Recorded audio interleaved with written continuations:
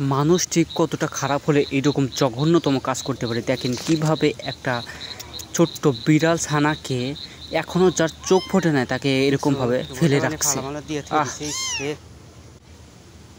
আসসালামু আলাইকুম, hello everyone. আজকে আমি একটা যে বিষয়টি নিয়ে আপনাদেরকে শেয়ার করতে যাচ্ছি সেটা আমার কাছে খুবই খারাপ লেগেছে। যে আপনারা দেখতে পাচ্ছেন আমি ওই একটা ক্ষেতের মধ্যে যাচ্ছি, এখানে অনেক পানি রয়েছে। তো এখানে যত পানি রয়েছে এই পানির মধ্যে কিন্তু একটা বিড়াল ছানাকে একটা লোক ফেলে রেখে গেছে। তো আমি যখন বাজার থেকে আসতেছিলাম তখন আমার বিড়ালের বাচ্চাটির আওয়াজ আমার কানে লাগে। তখনই আমি বাসায় এসে বাজার রেখে আমি এখনই তাড়াতাড়ি যাচ্ছি ওই ক্ষেতের মধ্যে। আপনারা দেখতে পাচ্ছেন যে ওই সামনে একটা ক্ষেত রয়েছে, এই যে এই ক্ষেতের মধ্যে কিন্তু ওই বিড়াল ছানাকে ফেলে রেখে গেছে। তো দেখে খুবই খারাপ লাগলো। মানুষ কতটা খারাপ হলে এইরকম কাজ করতে পারে।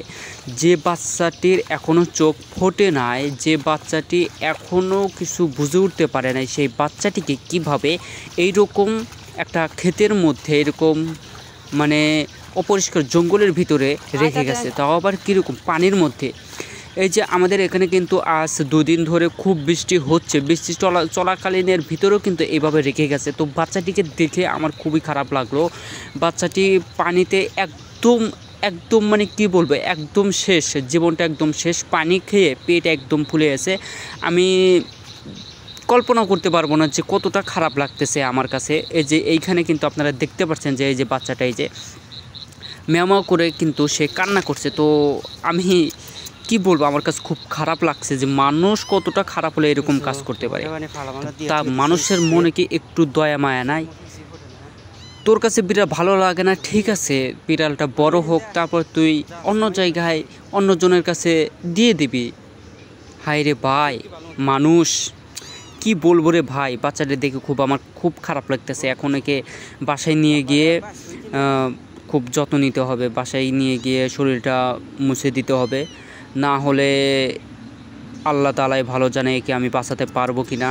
তো সবাই আর আমার এরকম এত ছোট্ট বাচ্চা পালনের কোনো অভিজ্ঞতা নাই। মানে এত ছোট্ট বাচ্চা আমি কখনো পালি না। এত ছোট্ট বাচ্চা তো মায়ের কাছে থাকে, তো একে আমরা কিভাবে যত্ন নিলে বাচ্চাটি সুস্থ থাকবে, একে আমি কিভাবে খাওয়াবো। তো অলরেডি মাথায় এত টেনশনের, কি করব। কেউ যদি একটু সাহায্য করতে পারেন যে একে আমি কিভাবে সুস্থ রাখতে পারবো, কিভাবে খাওয়াবো, কিভাবে খাওয়ালে শরীর ভালো থাকবে, সুস্থ থাকবে। আসলে খুব খারাপ লাগলো। এত পানির মধ্যে এতটুকু একটা বাচ্চাকে রেখে গেছে, কল্পনার বাহিরে। আমি জাস্ট কল্পনাও করতে পারিনি যে মানুষ এইরকম জঘন্যতম কাজ করতে পারে। এরকম এত সুন্দর একটা বাচ্চাকে এইরকম পানির মধ্যে রেখে গেছে। কি বলবো রে ভাই। এখন একে ঠিকঠাক মতো যদি যত্ন নিয়ে যদি একটু সুস্থ করতে পারি তাহলে আল্লাহর রহমতে অনেক ভালো হয়ে উঠবে। তো ওকে আমি এখন বাসায় নিয়ে যাচ্ছি। তো বাসায় নিয়ে গিয়ে একে আমি হাত পা মুছে দেওয়ার পর দেখি কোনো কিছু খাওয়ানোর চেষ্টা করব। যদি খাইতে তাহলে তো অনেক ভালো হবে। অনেক ভারী লাগতেছে, কারণ পেটটা অনেক ফুলে গেছে, দেখতে পাচ্ছেন পেটের মধ্যে অনেক পানি গেছে। এখনও চোখ ফোটে নাই রে ভাই, হাই রে, এখনও যে বাচ্চাটার চোখ ফোটে নাই। তো আমি অলরেডি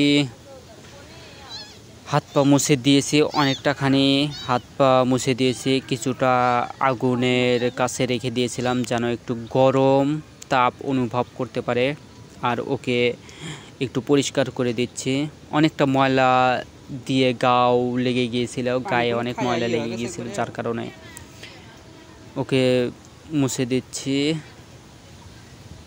খুব খারাপ লাগছে রে ভাই, খুব মানে এত নির্মম নির্যাতন যে বিড়ালের উপর হয় আমি তা কখনো জানতাম না, কখনো কল্পনাও করতে পারিনি যে এইভাবে এতটুকু একটা বাচ্চাকে এইভাবে রাস্তায় ফেলে গিয়েছে। ধারণার বাহিরে ভাই, ধারণার বাহির।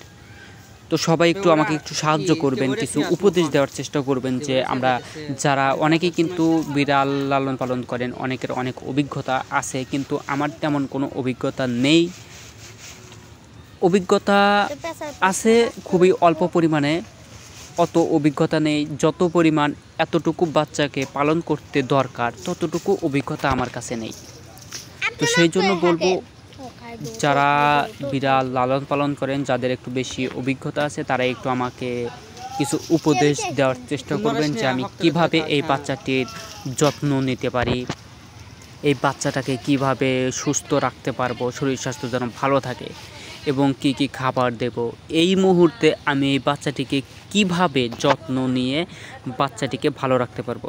তো সবশেষে আমি একটা চিন্তা ভাবনা করলাম যে একে একটা ভালো জায়গায় রাখতে হবে। তো এই যে এখানে আমি ক্যারেটের মধ্যে কিছু সুতি কাপড় দিয়েছি, দিয়ে ওকে আমি গরম ভাবটা দেওয়ার চেষ্টা করছি, যেন মায়ের কাছ থেকে যেভাবে গরম ভাবটা পায় সেই ভাবটা দেওয়ার চেষ্টা করছি, যেন ও যেন ভালো থাকতে পারে, ও যেন মনে করে না আমি মায়ের কাছে আছি। তো সব শেষে কিন্তু আমি ওকে একটু আগুনের তাপে থেকে গরম করে নিয়ে এসে, কাপড়টাও গরম করে নিয়ে এসে এভাবে ক্যারেটের মধ্যে রেখে দিয়েছি। তো জানি না কি হবে পরবর্তীতে। আমি চেষ্টা করব আপডেট দেওয়ার জন্য, এই বাচ্চাটিকে খুব তাড়াতাড়ি সুস্থ করার জন্য যথেষ্ট চেষ্টা করব। এবং একে আমি কি খাওয়াবো, একে খাওয়ানোর মতো আমার কাছে তেমন কিছু নেই। তবে আমার কাছে পাউডার দুধ আছে, পাউডার যে দুধ, ওইটা যদি আমি খাওয়াই তাহলে মনে হয় অনেকটা বাচ্চাটা সুস্থ হয়ে উঠবে। তো আমি চেষ্টা করব সেই দুধটা খাওয়ানোর জন্য। আর খুবই আমি কি বলবো, মানে বলার মতো আমার কাছে কোনো ভাষাই নেই। সর্বপ্রথম যখন আমি এই বাচ্চাটিকে দেখলাম তখন আমার কাছে খুব খারাপ লাগছে রে ভাই। তো আমি একে একটু খাওয়ানোর চেষ্টা করব, দেখি দুধ খায় কিনা। তো আমি অলরেডি এখানে কিন্তু আমি দুধ নিয়েছি, যেটা আমরা যে গুঁড়া দুধ আছে না, ওই গুঁড়া দুধ আমি অল্প পরিমাণে নিয়ে পানি হালকা কুসুম গরম পানি দিয়ে গুলে নিয়েছি। তো এবার ওকে খাওয়াবো, দেখি খায় কিনা। যদি খায় তাহলে আলহামদুলিল্লাহ অনেক ভালো হবে। এই ডপারের মধ্যে অল্প পরিমাণে দুধ নিয়ে আমি ওর মুখে দেওয়ার চেষ্টা করছি। তো আমি সর্বপ্রথম যখন দিয়েছিলাম তখন হালকা খেয়েছে, তো এখন দিচ্ছি, এখন তেমন খাচ্ছে না। যখন ওকে খাওয়াছি তখন ভিডিও ধারণ করতে পারি নাই। যখন ওকে সর্বপ্রথম নিয়ে আসি তখনই তারপরে ওকে একটু হালকা গরম করে তারপরে একটু খাওয়াইছিলাম। তারপর দেখলাম যে একটু সবার সাথে শেয়ার করি এই জিনিসটা, যে কীভাবে করব। যে হালকা খাচ্ছে, আমার কাছে খুব ভালো লাগছে ওর খাওয়াটা দেখে। তো আপনারা একটু বলে যাবেন যে কিভাবে আমি সঠিক পরিমাণে, সঠিক তালিকায়, খুব যত্ন সহকারে যেন বিড়ালটিকে রাখতে পারি, সেই উপদেশ দেওয়ার একটু চেষ্টা করবেন। তো ওকে আমি অল্প পরিমাণে দিচ্ছি, ও অল্প খাচ্ছে আর খাচ্ছে না, মুখটা একদম বুজে আছে। তো আমি ঠিক বুঝতে পারছি না যে ও এখন ভয়ের কারণে এরকম করছে নাকি ওর কোনো সমস্যা হয়েছে শারীরিক। তো আমিও ঠিক বুঝতে পারছি না। তো কি করব মাথায়ও খেলছে না। তো ওকে অল্প কিছুক্ষণ খাওয়ানোর পর ভালোই পেটটা একটু ভরেছে। তো ওকে এখন আমি সুন্দর করে রেখে দেব।